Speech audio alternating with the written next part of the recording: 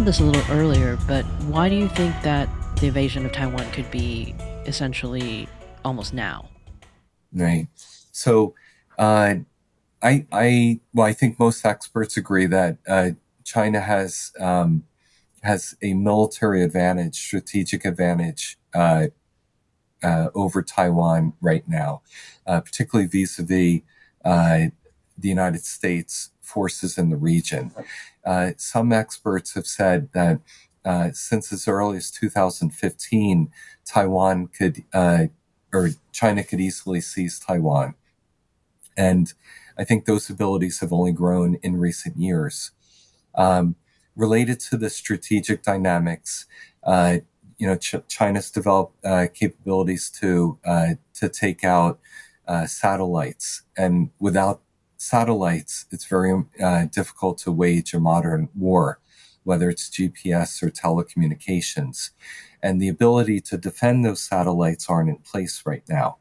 And I think that's what was behind Admiral Davidson's comments back in March of 2021 that China could act as early as 6 years, from now, because it was it was to be 6 years hence before the systems were in place to defend the satellites against Chinese attacks.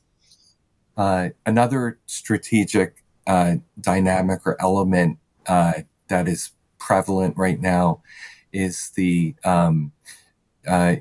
U.S. sharing of weapons with Ukraine, and as a result, our weaponry has been depleted, and that puts China at a great advantage if it were to do something, and if a conflict were prolonged, that the U.S. wouldn't have everything it needs to be able to share with Taiwan or defend Taiwan. So, just in the strategic realm, right there, I think China's at a huge advantage. Um, Internationally speaking, Taiwan is is isolated, unfortunately, and using a comparison with Ukraine, I think the two reasons Ukraine is able to fight it, as long as it's been doing, is geographically related as well as internationally related. Internationally, it's recognized, by essentially all countries, as a nation, and therefore, from an international point of view or a legal point of view, it's able to accept that aid. And then geographically, it's surrounded by 8 countries, six of which, its people can flee to if necessary, or it can get aid from. Whereas Taiwan, being an island, if China were to conduct surround the island, it would be hard for people to evacuate, and it would be hard to resupply, Taiwan. So it's very, dangerous in that perspective. Um, International attention toward Taiwan is growing, and particularly, around the time of Pelosi's visit, I think China will act before that international attention uh, takes some form. So, for example, before Taiwan is officially invited into some international organization, or before Taiwan is invited to a multilateral military exercise, China will want to take action. Uh, we talked about Japan's new strategic documents, and also the fact that Japan is going to increase its budget, essentially double the proportion of its GDP towards the military over the next 5 years. Before those policies come into play, I can see China wanting to take action rather than waiting until Japan has a greatly increased budget, more equipment, more personnel. Similarly, I can see China taking action before uh, Japan creates its own Taiwan Relations Act. And there's discussions about that within Japan now.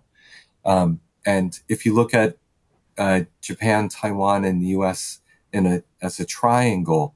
The U.S. has that relationship, the alliance with Japan, and the U.S. has the Taiwan Relations Act, but there's nothing between Japan and Taiwan. So Japan has no ability, legal authority to help or engage Taiwan.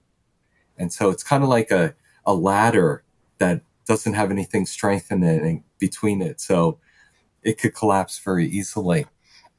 Prime Minister Abe, before he died, in his article in April 2022, that I think was published in the States as well, in Los Angeles Times, maybe, he talked about Taiwan's ambiguous situation, and he called on the U.S., the Biden administration, to end the strategic ambiguity. But he also added that Taiwan doesn't have any international legal status. And so basically, it's a domestic issue of China right now. So the international community doesn't really have any way to support Taiwan. And he didn't go as far as to say that, the international community should recognize Taiwan. I wish he did that in his article. He didn't go that far in saying it, but that's something that I think we all should do. So until that happens, I think it's going to be very, very, very, very difficult to easily defend Taiwan. And that makes it more likely that China will act. I think the window, though, is short for China, or narrow for China. President Trump announced in November, December that he was thinking of running again in 2024. I think that's probably one calculus in China's views about when it's going to act. It probably would want to do it while Biden's still in office rather than a Trump administration. So to me, that means that China may act more quickly rather than later. And then there have been other things out there too. Well, it seems like the next couple of years are going to be pretty well. They're going to be in the history books, I think, one way or the other. Mm-hmm. Hopefully, not written in Mandarin and approved by the Chinese state. Well, thank you again for joining us. Yeah, it's amazing to see just how much is on the line and Mm-hmm. how it's kind of gotten to this point by many decades of bad decisions. Exactly. Then again, according to a scholar, you are just a warmonger.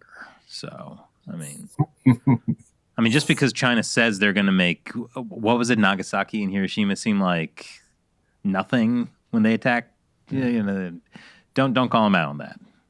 Right. You're the problem, not China. Right. Yeah.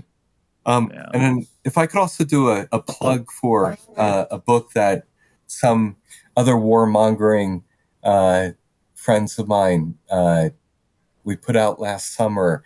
We published it in Japan. It's called Chugoku no Kyoi ni Muketa Shin Nichibei Domei. So a new U.S.-Japan alliance to deal with the Chinese threat or the China threat. And some of the chapter contributors have probably been on China Uncensored before. Professor Carrie Gershanik, political warfare specialist. Captain James Fennell from the U.S. Navy, the intelligence specialist, and very concerned about China's naval might. Bill Gertz from Washington Times on Chinese economic and military activities, particularly in space. And then Colonel Grant Newsham from the U.S. Marine Corps, who is constantly pushing Japan to up its game, particularly with the self-defense forces. We've had most of them on our show, so this is like the Avengers movie of books. Yeah, all of these fine folks have been my mentors over the years with military and security matters. But unfortunately, there's not an English version; it's only in Japanese. But this was really meant for a Japanese audience. And we end with a lot of recommendations about the alliance, that some of which I alluded to before, that the 2+2 didn't address. But fortunately, some of our recommendations were found in the 2+2. So it wasn't entirely a bad thing. So Great. Well, yeah, we'll definitely put a link to that in the description below for any of our audience who speaks Japanese or is in Japan. And I think, regardless of what anyone thinks, I think we can all agree that at the end of the day, we really need to make Taiwan our waifu. Thank you for joining. I totally agree. Thank you very much. Thank you. Really, I'm thinking like his idea about the Senkakus in Okinawa, like that makes a lot of sense to me, because like if China were to invade Taiwan, it has the issue that the U.S. would probably get involved, and the U.S. has a base in Okinawa.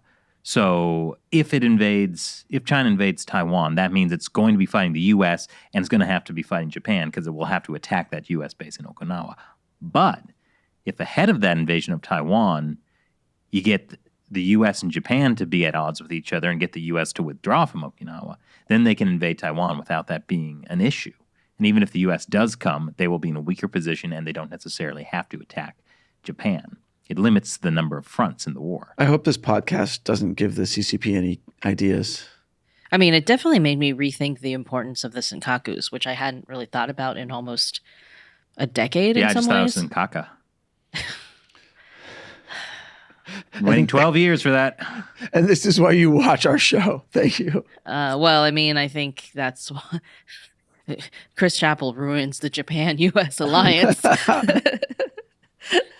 But I think it is interesting how the U.S. has a similar problem with the Senkakus that it does with Taiwan, and that it won't say that Japan has sovereignty, or it won't say that Taiwan is a country, because it seems maybe it's worried that it would somehow like aggravate China, or like anger China. Yeah, basically. I can see the headlines now. Angering China. Yeah, so then you have this timidity that, in Dr. Eldridge's opinion, would actually cause these the authoritarian country of China to like have more of an ability to take over. Yeah, ambiguity with authoritarians is not the best policy. I mean, I kind of like the idea. I'm imagining like all of a sudden 130 countries are like, yeah, we recognize Taiwan as a country, and or waifu. And if the PRC doesn't like it, they don't have to keep relations with us. Yeah. Okay. What movie is this that you're watching? This is the movie that I produce. It's not going to be a good movie, but it will all be starred. Every character will be played by Mechanism. Maybe I can get Tommy Wiseau to direct my movie. Okay, this is going off the rails now. Yeah. Yeah, I mean, it'll be very interesting to see how all of this plays out, because there are also so many other factors going on. Like, we didn't talk about it, but, there's the COVID spike in China. Who knows how many people are dying in China, how that might affect things. Probably in the millions, at least. Easily. Yeah. So the question is, will an authoritarian regime that sees its population in decline and its economy in deep decline, is that going to make an authoritarian country be more aggressive? And there is some historical evidence that, when authoritarians see their weakening power, going to war seems like a great idea, actually. You mean historical references like last February? Yes. Yeah. That's history. Yeah. Yeah. So that's, I mean, gosh. Yeah. This is one of those podcasts that made me worry more about the fate of the world in the future. I mean, isn't that almost every podcast? Yeah, that's true. Thank you for watching Existential Crisis Unleashed. What's the point? Nothing matters.